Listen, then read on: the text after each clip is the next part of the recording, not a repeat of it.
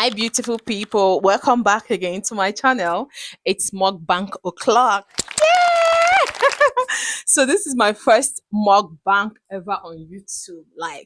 So I want to introduce to you what I have with me. But anyway, if you're seeing my face for the first time, my name is Amara, and this is Live with Amara. I'm based in Japan, and I'm a mom, and I film about my life here in Japan. So let's do mukbang today. This is my going to be probably going to be my first and last meal of the day. The time is after 3, and I have white rice. I have here with me moi moi. It's made with beans, right? And it's made with beans, and there is fish inside and egg. Now and again, I have vegetable, just cabbage and cream inside.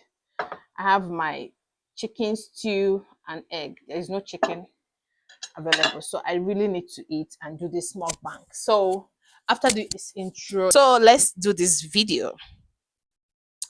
First of all, I'm going to start with the rice. Let me look for where to rub this. Right.